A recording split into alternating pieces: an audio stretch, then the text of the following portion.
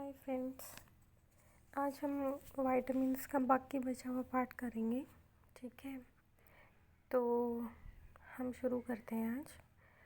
तो मैंने ये टेबल तक कंप्लीट करवा दिया था आपको। ठीक है, अब हम स्टार्ट कर रहे हैं फ़ैट सोल्यूबल वाइटामिन से। ये तो मैंने आपको बता ही दिया था कि फ़ैट सोल्यूबल और वाटर सोल्यूबल वाइटामिन्स कौन से होते हैं। ठीक है ना। तो जो फ़ैट सोल्यूबल वाइटामिन्स थे वो हैं ए, डी, ई के। ठीक है, इनकी अवेलेबिलिटी जो होती है डाइट में और इनका एब्जॉर्प्शन ट्रांसपोर्ट जो होता है इनका वो एसोसिएटेड है फ़ैट के साथ। ये सोल्यूबल होते हैं फ़ैट में, ऑयल में। ठीक है, और फैट सॉल्वेंट होते हैं। For example alcohol and acetone. Okay, fat soluble vitamins को हम स्टोर कर सकते हैं लीवर और एडिपोज टिश्यू में, ये स्टोर हो सकते हैं। ठीक है ना। फ़ैट सोल्यूबल का मतलब ही यही होता है जो फ़ैट के अंदर घुल जाए। ठीक है ना। जैसे कि अब मैं आपको एग्जांपल दूं, विटामिन ई के कैप्सूल्स बोला जाता है आपको खाने के लिए। ठीक है, पर डे एक बोला जाता है, रिकमेंडेड जो डोज होती है इसकी अकॉर्डिंग टू मतलब पर्पस के हिसाब से। तो जो विटामिन ई है ना, जैसे आपको पता होगा कोकोनट ऑयल में विटामिन ई होता है। ठीक है, एंड जो विटामिन ई है वो फैट में सोल्यूबल होने का मतलब है कि वो फैट में घुल जाता है और वो स्टोर हो जाता है। ठीक है, और वो फर्दर आपकी बॉडी में यूज़ होता रहता है अकॉर्डिंग टू द रिक्वायरमेंट्स। ये मतलब है इस सारे पैराग्राफ का। ठीक है, तो जो फैट सोल्यूबल विटामिन्स हैं वो स्टोर कहाँ होते हैं, आपके लीवर और एडिपोज टिश्यू में। ठीक है, और ये यूरिन में एक्सक्रीट नहीं होते हैं, लेकिन जो विटामिन सी है वो यूरिन में एक्सक्रीट हो जाता है।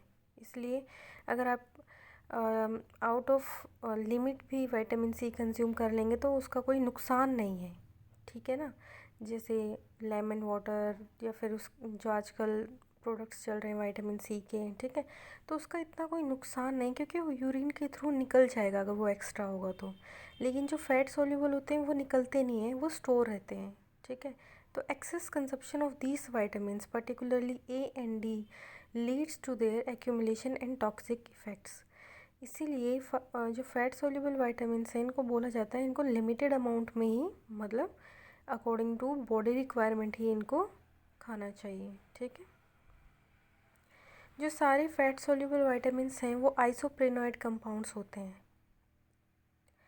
और ये किससे बने होते हैं, एक या एक से ज़्यादा जो कार्बन यूनिट्स होती हैं उनको आइसोप्रीन यूनिट्स बोलते हैं। ओके, अब आई डोंट नो आपके एग्ज़ाम के लिए स्ट्रक्चर्स इम्पोर्टेंट है या नहीं, लेकिन जो डेंटल के स्टूडेंट्स होते हैं उनके लिए स्ट्रक्चर इतना इम्पोर्टेंट नहीं होता है। ओके, तो read according to your needs. Okay, fat soluble vitamins perform diverse functions. Vitamin K has a specific coenzyme function. मैंने आपको पहले ही बताया था जो फैट सोल्यूबल है उनमें से सिर्फ एक ही विटामिन होता है जिसका कोएंजाइम फंक्शन होता है, वो है विटामिन के।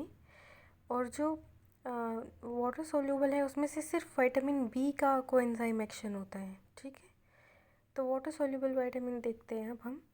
जो वाटर सोल्यूबल वाइटामिन्स होते हैं वो हेट्रोजीनस ग्रुप ऑफ कंपाउंड होते हैं, मतलब कि वो हेट्रो का मतलब डिफरेंट, तो केमिकली तो डिफरेंट हैं एक दूसरे से, लेकिन उनमें एक ही जो कॉमन बात है वो क्या है कि वो वाटर में सोल्यूबल हैं। ठीक है, ज़्यादातर जो विटामिन होते हैं, जस्ट अ सेकेंड। ओके, तो ज़्यादातर जो हम कहाँ थे, जो ज़्यादातर विटामिन्स होते हैं। ठीक है,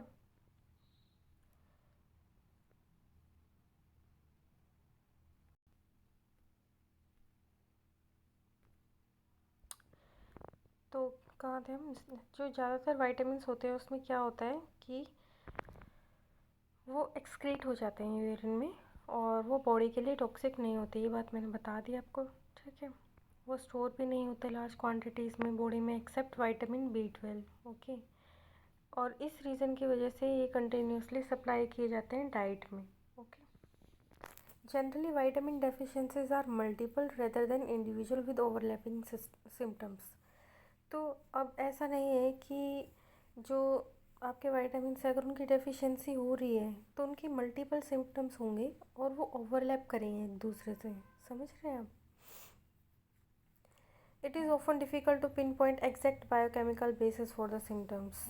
तो अगर आपके अंदर कोई भी सिम्टम आ रहा है किसी भी विटामिन की डेफिशिएंसी की वजह से, तो हम ये नहीं कह सकते पर्टिकुलरली कि ये इसी की वजह से हो रहा है, इसी विटामिन की डेफिशिएंसी की वजह से हो रहा है, ठीक है। जो वाटर सोल्यूबल विटामिन्स हैं वो कोएंजाइम बनाते हैं। Okay, just a second. तो जो वाटर सोल्यूबल विटामिन्स होते हैं वो कोएंजाइम बनाते हैं, पार्टिसिपेट करते हैं बायोकेमिकल रिएक्शन में। मैंने आपको पहले ही बताया है, आइदर एनर्जी जनरेशन में, हिमेटोपोइसिस में, ठीक है। It is due to this reason कि जो डेफिशिएंसी है विटामिन की, उनकी वजह से बहुत सारे ओवरलैपिंग सिम्टम आते हैं। ओके, क्योंकि ये बहुत सारे रिएक्शंस में पार्टिसिपेट करते हैं, एनर्जी में, ठीक है, आपका ब्लड फॉर्मेशन में, तो इनके ओवरलैपिंग सिम्टम्स होते हैं। जो कॉमन सिम्टम्स हैं इनकी डेफिशिएंसी के एक दो विटामिन के, वो एनर्जी मेटाबॉलिज्म में इन्वॉल्व होते हैं, जैसे डर्मेटाइटिस, ग्लोसाइटिस, चिलाइटिस। डर्मेटाइटिस का मतलब स्किन से रिलेटेड, ग्लोसाइटिस मतलब आपकी रेड एंड स्वोलन टंग, चिलाइटिस का मतलब आपके कॉर्नर्स पे जो रप्चर हो जाते हैं लिप्स, ठीक है। डायरिया, मेंटल कन्फ्यूजन, डिप्रेशन, ठीक है। जो विटामिन B1, 6 और 12 हैं, ये क्लोजली एसोसिएटेड है न्यूरोलॉजिकल मैनिफेस्टेशन से। ओके,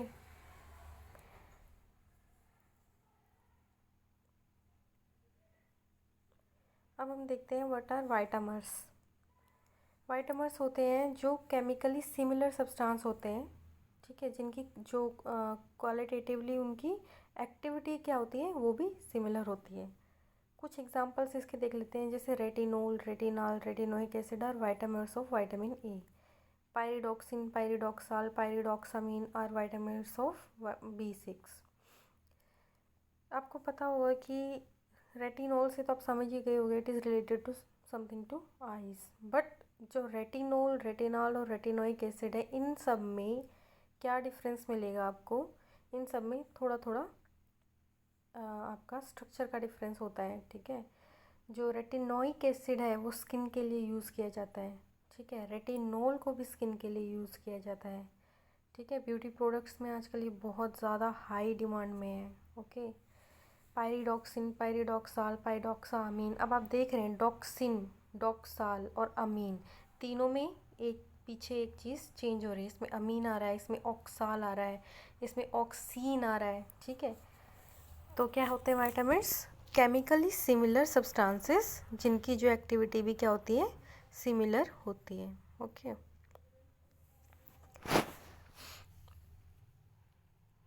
इंडिविजुअल वाइटामिन्स की हम बात करते हैं तो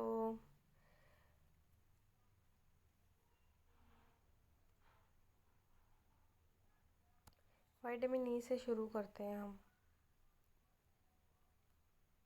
ठीक है। तो फैट सोल्यूबल है विटामिन ए, तो आपको पता ही है, फैट में सोल्यूबल होता है ये, फैट में स्टोर होता है। फैट में स्टोर होता है मतलब एडिपोज और आपके लीवर में जाके ये स्टोर होता है। ये सिर्फ फूड्स में प्रेजेंट होता है, वो फ्रूट्स जो एनिमल ओरिजिन के हों, ठीक है। तो however it is provitamins, carotenes are found in plants. इसके जो प्रोविटामिन कैरोटीन्स हैं वो प्लांट्स में पाए जाते हैं, बट बेसिकली जो विटामिन है वो किस में पाया जाता है? Food of animal origin. It is recorded in the history that Hippocrates cured night blindness. He prescribed the patient's ox liver in honey, which is now known to contain high quantity of vitamin A. ठीक है, aux का liver. Okay, तो animal origin उसने बोला हनी में खाने के लिए लोगों को, ताकि उनका नाइट ब्लाइंडनेस क्योर हो सके। ओके, केमिस्ट्री में हम देख लेते हैं वाइटामर्स, मैंने बता दिया, जो केमिकली सेम हो, जिनका फंक्शन भी सेम हो, ठीक है। Retinol, retinol and retinoic acid vitamers हैं विटामिन ई, ए के, सॉरी, ए के। ओके, तो रेटिनॉल के बारे में पढ़ते हैं। रेटिनॉल विटामिन ए एल्कोहल, ओल से आपको पता लग रहा है alcohol, okay. It's primary alcohol containing beta ionone ring, ठीक है। It is a primary alcohol containing beta ionone ring. जो साइड चेन है उसके पास 2 आइसोप्रेनॉइड यूनिट्स हैं, 4 डबल बॉन्ड्स हैं। हम इस स्ट्रक्चर से देख लेते हैं एक बार, देखो।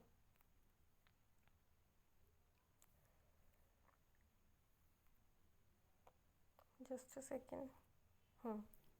तो इसने क्या बोला, ये एक प्राइमरी क्या है, जस्ट अ सेकेंड, ये एक प्राइमरी आयोनाइन रिंग है, ठीक है, बीटा आयोनाइन रिंग है। तो ये आप देख लीजिए, ये इसका बीटा आयोनाइन है, ठीक है। और उसने बोला उसकी एक साइड चेन भी है जिसमें 2 आइसोप्रेनॉइड यूनिट्स हैं। आइसोप्रेनॉइड यूनिट्स क्या बोला था हमने, वो यूनिट्स जिनमें एक या एक से ज़्यादा कार्बन कंपाउंड्स हो, कार्बन एटम्स हों, ठीक है। तो ये देखिए, ये चेन है इसकी, ठीक है। और इसमें क्या है कि एक हाइड्रोक्सिल ग्रुप अटैच्ड है, you can see that, okay.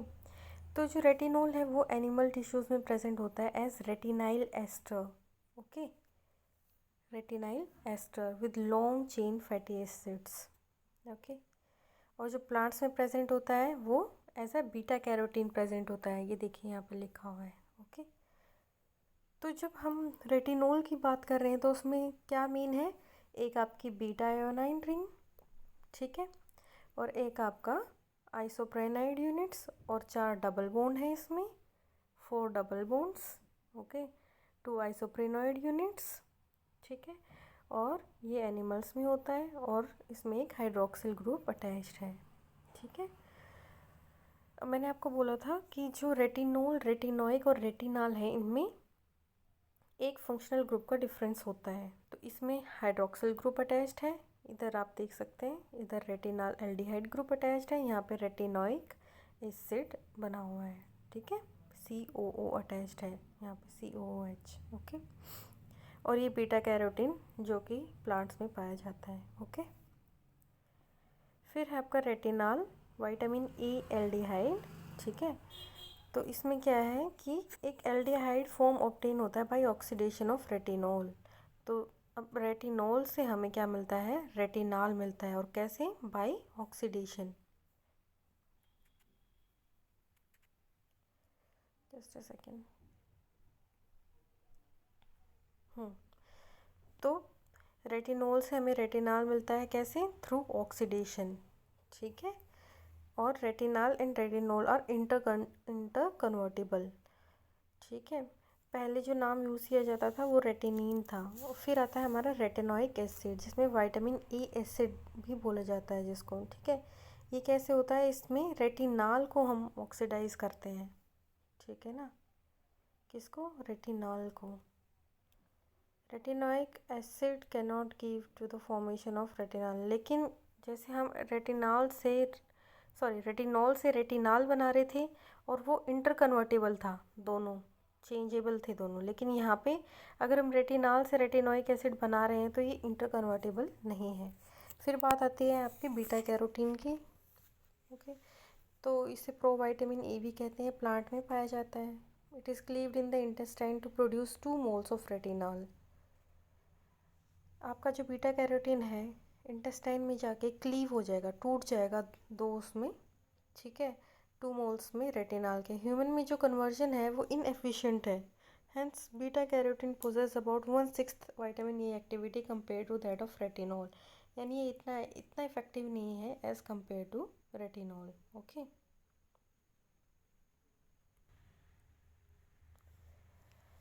अब हम इसकी एब्जॉर्प्शन, ट्रांसपोर्ट और मोबिलाइजेशन की बात करेंगे, ठीक है। तो जो डाइटरी रेटिनाल एस्टर हैं वो हाइड्रोलाइज हो जाते हैं बाय पैनक्रियाटिक और intestinal brush border hydrolysis in the intestine, releasing retinol and free fatty acids. तो जो आपका रेटिनाइल एस्टर्स है, ये आपके रेटिनाइल एस्टर्स हैं, ये आपका रेटिनाइल एस्टर्स है, मान लो आपका इंटेस्टाइन में ही जाएगा, वहाँ पे आपके brush border, hydro intestinal brush border होता है, ठीक है। तो माइक्रोविलाई होते हैं बेसिकली, ठीक है। तो वो जो हाइड्रोलिसिस है उनमें, वो क्या करेगा, उसको क्या कर देगा, हाइड्रोलाइज कर देगा। और क्या रिलीज़ करेगा, retinol and free fatty acids. Carotenes भी इसी तरह हाइड्रोलाइज होते हैं by beta carotene 15 dioxygenase of intestinal cells to release 2 moles of, ये मैंने बताया था, retinol which is reduce to, फिर उसको रेटिनॉल में रिड्यूस हो जाता है वो, ठीक है। और जो इंटेस्टाइनल म्यूकोसल सेल्स हैं वहाँ पे रेटिनॉल को रीएस्टेरिफाइड कर दिया जाता है to long chain fatty acid incorporated into chylomicrons and transfer to the lymphs, ठीक है। तो इनकॉर्पोरेट हो जाता है किसमें, काइलोमाइक्रोन्स में, और ट्रांसफ़र कर दिया जाता है लिम्फ में, ठीक है। जो रेटिनॉल एस्टर्स हैं काइलोमाइक्रोन्स के, वो लीवर ले लेता है और स्टोर कर लेता है, ठीक है। और जब भी हमें विटामिन ए की ज़रूरत पड़ती है तो वो रिलीज़ कर देते हैं लीवर से एज फ्री रेटिनॉल। ये माना जाता है कि जो जिंक है वो सबसे ज़्यादा इम्पोर्टेंट रोल प्ले करता है इन रेटिनॉल मोबिलाइजेशन। रेटिनॉल को ट्रांसपोर्ट किया जाता है सर्कुलेशन में by plasma retinol binding protein RBP, ठीक है। और ये एसोसिएशन में होता है किसके साथ, प्री एल्ब्यूमिन के साथ। जो रेटिनॉल RBP होता है वो कॉम्प्लेक्स बनाता है और बाइंड करता है स्पेसिफिक रिसेप्टर से सेल मेम्ब्रेन पे। ये आपकी सेल मेम्ब्रेन है, ठीक है। इस पे क्या करता है, जो रेटिनॉल RBP है वो कॉम्प्लेक्स जो है उसका वो बाइंड करेगा सेल मेम्ब्रेन से, और वहाँ पे कैसे करेगा, वहाँ पे सेल मेम्ब्रेन के ऊपर स्पेसिफिक रिसेप्टर प्रेजेंट होंगे, उनसे बाइंड करेगा और फिर सेल में एंटर कर जाएगा। जो मैनी सेल्स हैं of target tissues contain cellular retinol binding protein, ठीक है। तो मैनी सेल्स जो हैं टारगेट टिश्यूज़ की, मान लीजिए ये टारगेट टिश्यू है, ठीक है। तो इसकी एक सेल पे क्या होगा, सेलुलर रेटिनॉल बाइंडिंग प्रोटीन, जो कैरी करेगा रेटिनॉल को to the nucleus and binds to the chromatin DNA, ठीक है। तो it is here that retinol exerts its function in a manner analogous to that of steroid hormone। तो जो retinol है उसका जो फंक्शन है, फंक्शन करने का एक तरीका है, वो किससे सिमिलर है, स्टेरॉयड हार्मोन से, ओके। फिर है बायोकेमिकल फंक्शंस। बायोकेमिकल फंक्शंस में जस्ट अ सेकेंड,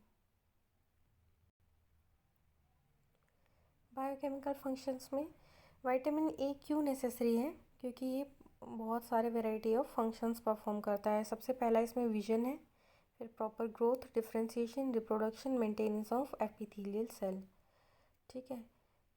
तो अभी हाल ही में विटामिन ए को, ठीक है, ईच फॉर्म को उसकी क्या एक फंक्शन असाइन कर दिया गया है, स्पेसिफिक फंक्शन है हर एक फॉर्म का उसका। तो vitamin A and vision, the biochemical function of vitamin A in the process of vision was first elucidated by George Wald, जिनको नोबेल प्राइज़ मिला था। जो इवेंट होते हैं वो साइक्लिक प्रोसेस में होते हैं, उसे रोडॉप्सन साइकिल या वॉल्स विजुअल साइकिल बोला जाता है, and it is important for your exams point of view, ठीक है। अब हम ये टेबल पढ़ेंगे, ओके। ये एक्चुअली हमने अभी अभी किया है, लेकिन एक बार फिर पढ़ लेते हैं। जो इंटेस्टाइनल सेल है, ओके, तो वहाँ पे क्या है, मान लो अपनी डाइट से, आपकी डाइट से आपने बीटा कैरोटीन लिया, ठीक है। तो क्या होगा, इंटेस्टाइनल सेल में गया, वहाँ पे ये ब्रेक डाउन हो गया इसका रेटिनॉल में, फिर फर्दर इसको रेटिनॉल में ये ट्रांसफ़र हो गया, फिर ये रेटिनाइल एस्टर्स बन गया, ओके। फिर क्या हुआ, जो रेटिनाइल एस्टर्स हैं वो काइलोमाइक्रोन्स की फॉर्म में, ठीक है, लीवर में ट्रांसफ़र हो गई। लीवर उनको क्या कर लेगा, स्टोर कर लेगा, ठीक है। तो ऑल ट्रांस रेटिनॉल, ठीक है ना, तो क्या करेगा, वो स्टोर कर लेगा इसको रेटिनाइल पाल्मिटेट की फॉर्म में, और जब भी हमें ज़रूरत पड़ेगी तो कैसे देगा इसको, ठीक है, कैसे देगा, रेटिनॉल की फॉर्म में देगा, all trans retinol to retina, ठीक है। ऑल ट्रांस रेटिनॉल बनाएगा, विजुअल साइकिल में हेल्प करेगा। फर्दर जब भी हमें रेटिनॉल की ज़रूरत पड़ेगी तो कैसे मिलेगा, टारगेट सेल में जाएगा, ठीक है, ओके। और कैसे जाएगा, हमने एक बाइंडिंग प्रोटीन का नाम लिया था, रेटिनॉल बाइंडिंग प्रोटीन की हेल्प से सेल पे बाइंड करेगा। जो हमारी टारगेट सेल है उस पर रिसेप्टर्स थे, तो वहाँ पे रिसेप्टर्स पे जाके बाइंड करेगा, वो कॉम्प्लेक्स बनाएगा। फिर वो सेल में जाएगा, फिर हमने कहा था वो न्यूक्लियस में जाएगा, ठीक है, फिर वो डीएनए में चला जाएगा। ओके, तो retinol will form retinoic acid and will go into the nuclear receptor. फिर एमआरएनए से स्पेसिफिक प्रोटीन्स में सेल डिफ्रेंशिएशन में हेल्प करेगा। ठीक है, this is important. Okay,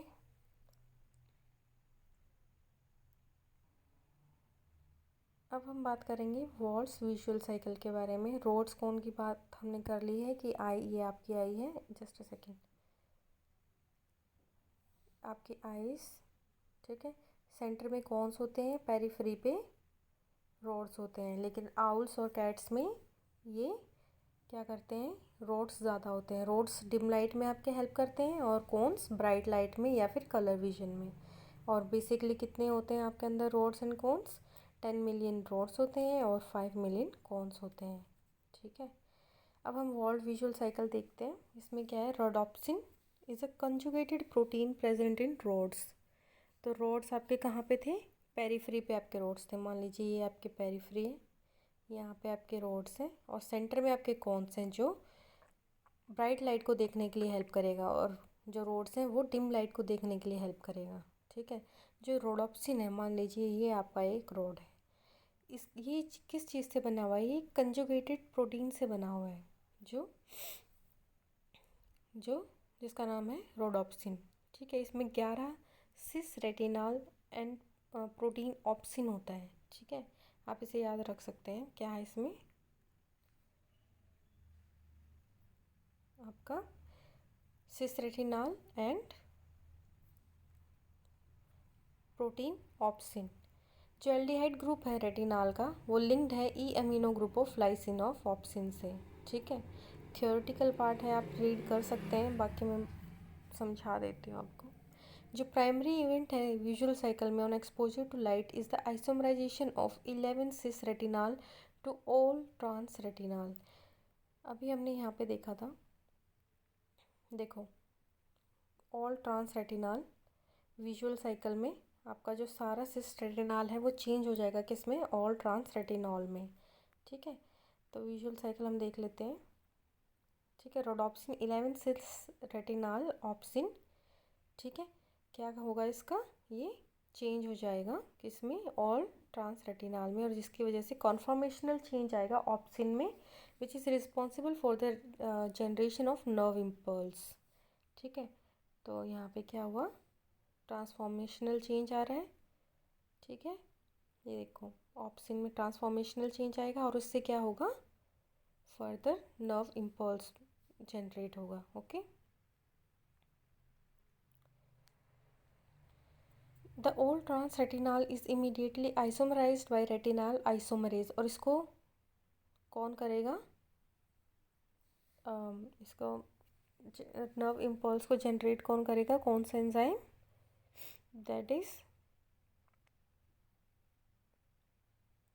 retinal isomerase of retinal epithelium to 11 cis retinal. ठीक है, तो क्या था आपका? देखो, 11 सिस रेटिनाल ऑप्सिन, उसको चेंज कर देगा ऑप्सिन को, उसमें कौन? ऑल ट्रांस रेटिनाल आ जाएगा। ठीक है, वो आइसोमराइज हो जाएगा। All trans retinal is immediately isomerised by retinal isomerase to 11 cis retinal. ठीक है, ये आपका 11 सिस रेटिनाल आ गया। ठीक है, और ये कंबाइन करेगा ऑप्सिन के साथ और बना देगा रोडोप्सिन। तो क्या था? Isomerisation of 11 cis retinal to all trans retinal. ठीक है, फिर कॉन्फॉर्मेशनल चेंज ऑप्सिन के अंदर, फिर नर्व इम्पल्स का बनना, फिर सारे ट्रांस रेटिनाल का आइसोमराइज होना। ठीक है, और उसके बाद 11 सिस रेटिनाल का बनना, और उसके बाद ऑप्सिन का कंबाइन करना रोडोप्सिन के साथ, सॉरी, ऑप्सिन का रीजनरेट करना रोडोप्सिन को, और फिर कंप्लीट विजुअल साइकिल।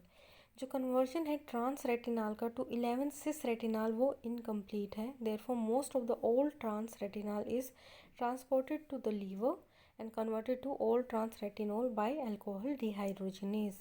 तो क्या होता है कि सारा जो कन्वर्जन है ट्रांस रेटिनाल का वो 11 सिस रेटिनाल में नहीं हो पाता, तो ज़्यादातर जो ट्रांस रेटिनॉल है वो वापस लीवर में चला जाता है और वहाँ पे ऑल ट्रांस रेटिनॉल जो है वो कन्वर्ट हो जाता है बाय अल्कोहल डिहाइड्रोजनेज।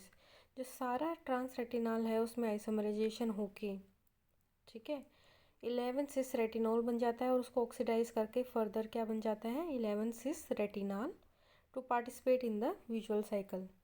तो देख सकते हैं आप यहाँ पे ये कुछ तो लीवर में चला गया, ठीक है। अल्कोहल डिहाइड्रोजनेज इसको क्या बना देगा, ऑल ट्रांस रेटिनॉल, ठीक है। फिर वहाँ पे इसका आइसोमराइजेशन होगा तो क्या बनेगा, 11 सिस रेटिनॉल। ओके,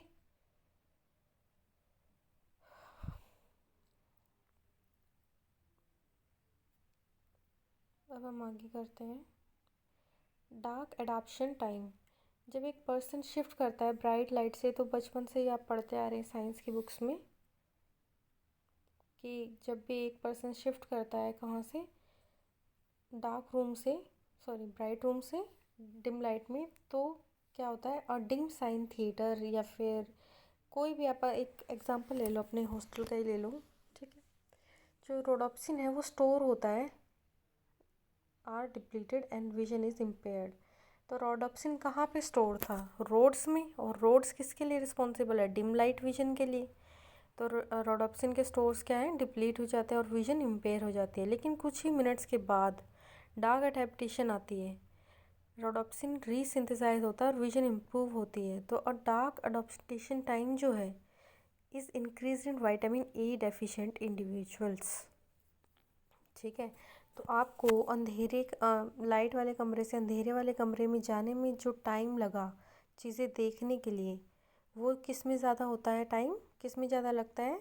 जैसे मैं अभी एक लाइट वाले रूम से अंधेरे वाले रूम में गई और एक मेरा फ्रेंड भी गया, ठीक है, लाइट वाले रूम से अंधेरे वाले रूम में। मुझे लगे 2 मिनट सब कुछ देखने में और उसको लगा एक मिनट। तो मुझे ज़्यादा टाइम लगा, इसका मतलब क्या है कि मेरा जो विटामिन ए डेफिशिएंट हूँ मैं ज़्यादा as compare to my friend, ठीक है। Bleaching of rhodopsin, when expose to light the colour of rhodopsin changes from red to yellow by process known as bleaching. जब भी जो हम रोडोप्सिन को क्या करते हैं, एक्सपोज करते हैं लाइट से, तो वो अपना कलर चेंज कर लेता है, उसे ब्लीचिंग बोलते हैं। ये फ्यू मिली सेकेंड्स में हो जाता है और बहुत सारे अनस्टेबल इंटरमीडिएट्स बनाता है, ठीक है। तो इसमें लिखा हुआ देख लो आप, ट्रील्यूमी rhodopsin, lumi rhodopsin, meta rhodopsin, meta rhodopsin 2, opsin, all trans retinol, ठीक है।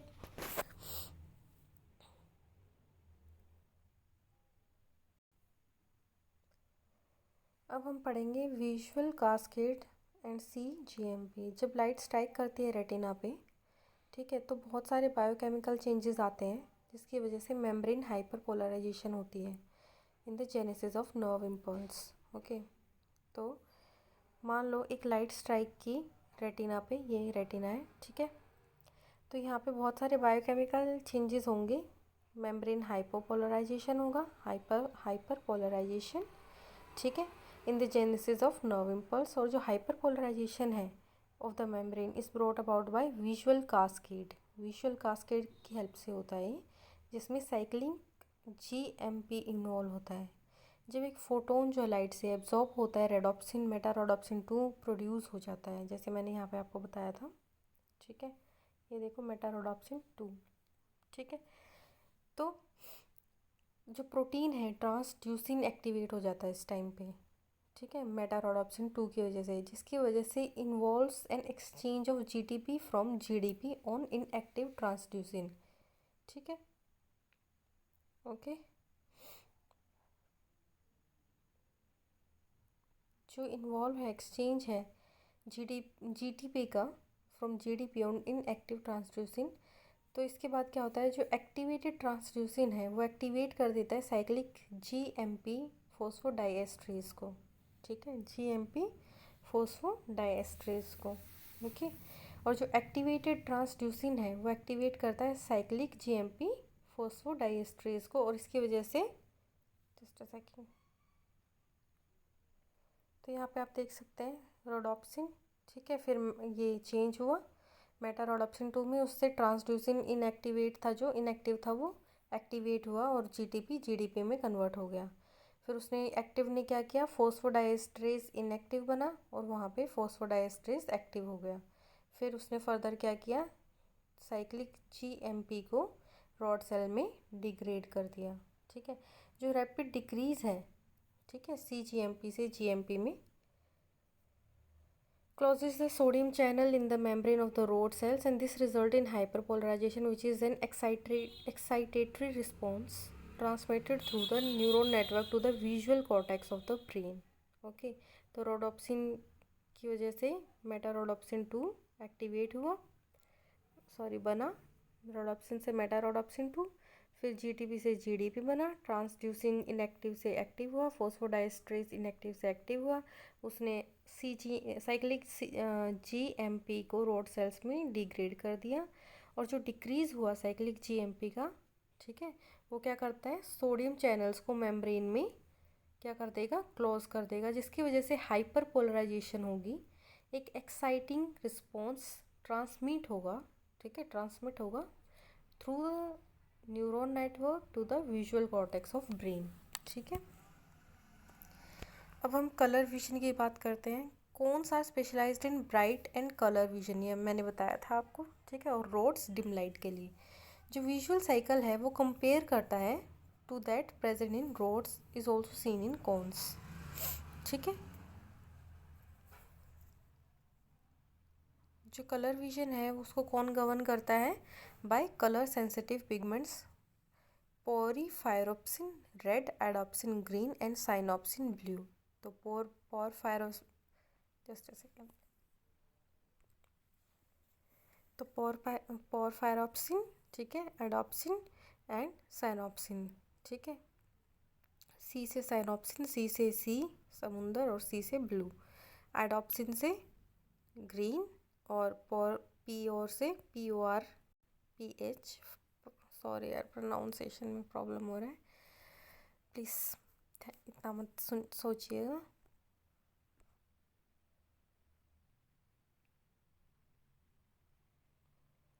जब ब्राइट लाइट स्ट्राइक करती है रेटिना पे, वन और मोर दी से पिगमेंट ब्लीच हो जाते हैं, फिर ऑल ट्रांस रेटिनाल बनता है, ऑप्सिन बनता है इन केस ऑफ रोडोप्सिन। ठीक है, and this reaction passes a nerve impulse to brain, फिर specific colour red when porphyropsin splits, green when iodopsin splits, blue when cyanopsin splits. Splitting जब होती है, ये पिगमेंट है आपका, मान लो आई से आपका एसोसिएट था कौन सा, आई थिंक ग्रीन वाला, ठीक है, सी से आपका ब्लू वाला और पी से आपका आर वाला। ठीक है, तो ये पिगमेंट डिसोसिएट होगा ब्रेन में जाके, ठीक है, और ये आपको कलर शो करेगा रेड, ब्लू, ग्रीन। ओके, तो splitting of these 3 different pigment in different proportion result in perception of different colour bye brain. Okay,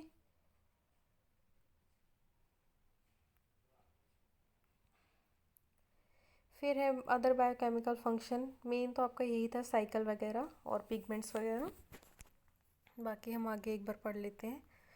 इसके बाद हम स्टार्ट करेंगे विटामिन बी और विटामिन के, जो इम्पोर्टेंट है पहले वो करवा देते हैं। ठीक है,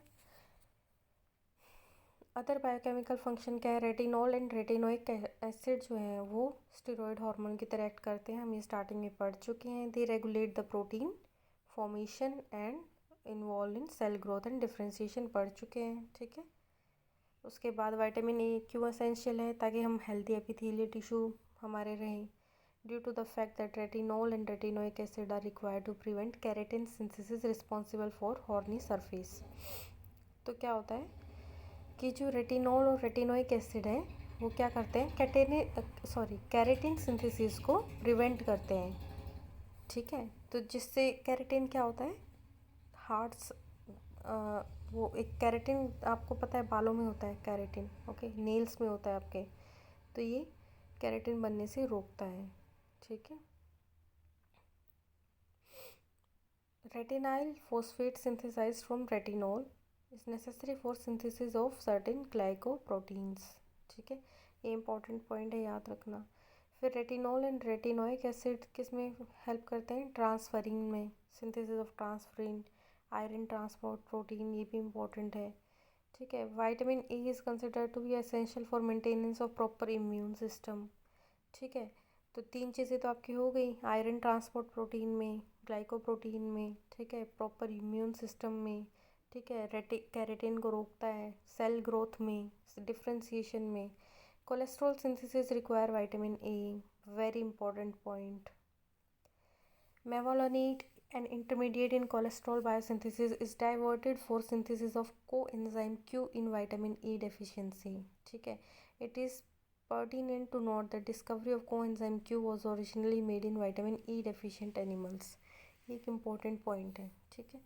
carotenoids, most important beta carotene एक एंटीऑक्सीडेंट की तरह हेल्प करता है और रिस्क को रिड्यूस करता है किसके, कैंसर की, ठीक है। Beta carotene is found to be beneficial to prevent heart attacks. This is also attributed to antioxidant property. Beta carotene किस में पाया जाता है, आपके कैरेट में पाया जाता है, ठीक है। ये आपको रिकमेंडेटरी डाइटरी अलाउंस है कि आपको कितना लेना चाहिए पर डे, ठीक है, ये आप देख लेना, ओके। फिर है आपका डाइटरी सोर्सेज तो आप सबको पता होंगे। एनिमल सोर्स है आपका liver, kidney, egg yolk, milk, cheese, butter, fish, liver oils. Vegetable में आपका प्रोविटामिन ई, कैरोटीन का सोर्स है येलो डार्क ग्रीन वेजिटेबल्स, ठीक है, spinach, carrots, amaranthus, pumpkins. Vitamin A की डेफिशिएंसी को क्या बोलते हैं, नाइट ब्लाइंडनेस बोलते हैं, ठीक है। तो the deficiency symptoms of vitamin A R not immediate. तो इसके सिम्टम्स जो हैं वो इमीडिएट नहीं होते, ठीक है। Since hepatic stores can meet the body requirement are quite sometime 2-4 months, the deficiency manifestation are related to eye, skin and growth. Night blindness, xerophthalmia क्या होता है कि आपका ड्राइनेस होती है आपकी कंजक्टिवा में और कॉर्निया में। फिर कैरेटिनाइजेशन ऑफ एपिथेलियल सेल्स, हमने ऊपर एक फंक्शन में पढ़ा था कि वो स्टॉप करता है विटामिन ई कैरेटिनाइजेशन को, ठीक है। सर्टेन केसेस में जो कंजक्टिवा है वहाँ पे वाइट ट्रायंगुलर प्लाक्स बनने लगते हैं जिसे बिटॉट्स स्पॉट्स भी कहते हैं, ठीक है। ये इम्पोर्टेंट है आपका, ठीक है। नाइट ब्लाइंडनेस में क्या होता है, जिसे नेक्टोल्पिया भी कहते हैं, ये अर्लीस्ट सिम्टम है विटामिन ए की डेफिशिएंसी का। जो इंडिविजुअल है उन्हें डिफ़िकल्टी होती है डिम लाइट में देखने में, एडॉप्शन करने में, ठीक है। फिर है आपको xerophthalmia persist for a long time. जो आपका कॉर्नियल अल्सरेशन हो जाता है, इसमें डिजेनरेशन हो जाता है, डिस्ट्रक्शन हो जाता है कॉर्निया का, ठीक है, जिसे केरेटोमेलेसिया भी कहते हैं, जिसके वजह से आपको टोटल ब्लाइंडनेस भी हो सकती है। जो विटामिन ए की डेफिशिएंसी है वो बच्चों में ज़्यादा पाई जाती है, in children of developing countries. India is a developing country और आपको पता ही है यहाँ पे कितनी ज़्यादा डेफिशिएंसी है, कितने ज़्यादा malnutrition, hunger, you know. फिर other deficiency manifestation, effect on growth की retardation due to impairment of skeletal formation, ठीक है। फिर आपका है इफेक्ट ऑन रिप्रोडक्शन, ठीक है, तो रिप्रोडक्टिव सिस्टम इफेक्ट करता है ये, ओके। डीजेनरेशन कर देता है आपका जर्माइनल एपिथेलियम का, जिसकी वजह से स्टर्लिटी आ जाती है मेल्स में। स्किन पे, ठीक है, कैरेटिनाइजेशन को रोकता है, ठीक है, रफ़ और ड्राई नहीं होने देता स्किन को अगर आप विटामिन ए लेते हैं तो, ठीक है। और अगर नहीं लेते हैं तो आपकी स्किन रफ़ ड्राई रहेगी। जीआईटी की एपिथेलियल सेल्स की कैरेटिनाइजेशन हो जाएगी। यूटीआई एंड रेस्पिरेटरी ट्रैक्ट में भी ये नोटिस किया गया है। और इसकी वजह से बैक्टीरियल इन्फेक्शन भी बढ़ते हैं अगर इसकी कमी है तो, ठीक है। यूरिनरी स्टोन्स भी हो सकते हैं। जो प्लाज्मा लेवल है रेटिनॉल बाइंडिंग प्रोटीन का वो डिक्रीज़ हो जाता है विटामिन ए डेफिशिएंसी में, ठीक है। फिर है हाइपर विटामिनेसिस ए, एक्सेसिव कंजप्शन कर लेना। अगर आप इन सब के डर के मारे कहीं ये ना सोचो कि मैम ने कितना सब बता दिया, इतनी कमी ना हो जाए तो मैं रोज़ आप भर भर के गोलियां खा रहे हो विटामिन ई की, तो इसकी वजह से टॉक्सिसिटी भी हो सकती है, ठीक है, क्योंकि ये एक फ़ैट सॉल्यूबल विटामिन है और अगर आप इसे ज़्यादा खाओगे तो स्टोर होता रहेगा और अति हर चीज़ की बुरी होती है, ठीक है। तो जब आपको हाइपर विटामिनोसिस होगी तो क्या होगा, स्किन ड्राई और रेड होने लगेगी, लीवर एनलार्ज हो जाएगा, skeletal decalcification, long bones, loss of weight, irritability, loss of hair, joint pain. तो total serum vitamin A level कितना होना चाहिए, 20 to 50, ठीक है, इज एलिवेटेड इन हाइपरवाइटामिनेसिस ए। तो आपका जो लेवल है विटामिन ए का वो बढ़ जाता है, सीरम विटामिन ए लेवल, ठीक है। जो फ्री रेटिनॉल और retinol bound to plasma lipoprotein is actually harmful to the body. जो फ्री रेटिनॉल और रेटिनॉल बाउंड है प्लाज्मा लाइपोप्रोटीन से, वो हार्मफुल हो जाता है बॉडी के लिए, ठीक है। क्योंकि आप एक्सेस में ले रहे हो तो एक्सेस में फ्री रेटिनॉल प्रेजेंट होगा बॉडी में, तो वो बाइंड करेगा, वो बॉडी के लिए हार्मफुल है, ठीक है। तो it is now believe that vitamin A toxicosis symptoms appear only after retinol binding capacity of retinol binding protein exceeds, ठीक है। तो सिम्टम जब कब आते हैं, जब आपके रेटिनॉल बाइंडिंग कैपेसिटी जो है, ठीक है, वो एक्सीड कर जाती है। Higher concentration of retinol increases synthesis of lysosomal hydrolases. तो जितने ज़्यादा रेटिनॉल की कंसनट्रेशन बढ़ेगी उसकी वजह से लाइसोसोमल हाइड्रोलेस भी बढ़ेगा, ठीक है। और क्या होगा कि जो मैनिफेस्टेशन है हाइपरवाइटामिनेसिस की, वो एट्रीब्यूटेड है डिस्ट्रक्शन ऑफ हाइड्रोलेस, ठीक है। डिस्ट्रक्टिव एक्शन रहेगा हाइड्रोलिसिस का सेल मेम्ब्रेन पे, ठीक है। ओवरऑल बॉडी आपकी इफेक्ट हो गई। बेनिफिशियल इफेक्ट क्या है बीटा कैरोटीन के? बीटा कैरोटीन प्लांट्स में पाया जाता है, ठीक है। और अगर आप इसकी इंक्रीज्ड कंजप्शन करोगे तो क्या होगा, हार्ट अटैक के जो इंसिडेंट्स हैं, हार्ट अटैक के जो चांस हैं वो कम हो जाएंगे, ठीक है। स्किन लंग कैंसर के चांस कम हो जाएंगे, ठीक है। और एंटीऑक्सीडेंट रोल जो है बीटा कैरोटीन का, वो इंडिपेंडेंट है precursor of vitamin A. Injection of high dose of for long period are not toxic. तो एक फ़ायदा ये है आपका जो प्लांट बेस्ड बीटा कैरोटीन खाने का, कि वो विटामिन ए की तरह आपको टॉक्सिक इफ़ेक्ट्स नहीं देगा, बल्कि इससे आपके हार्ट अटैक, स्किन और लंग कैंसर्स की जो एसोसिएटेड हैं, डिजीज़ एसोसिएटेड सिम्टम्स हैं, वो कम होते हैं, ओके। नेक्स्ट वीडियो में हम फर्दर विटामिन्स करेंगे। एंड सॉरी अगर मैंने कुछ मिस्टेक्स किए हों, because I am not feeling well these days, okay. तो प्लीज़ उन्हें इग्नोर करना जो भी मैंने मिस्टेक्स किए हैं, as you know it's really difficult to teach and take lectures when you are ill, okay. But please continue your studies, because studies are really important to get successful in life, okay. And आप मुझे लिख सकते हैं further अगर आपको कोई और topic पढ़ना है तो। Thank you.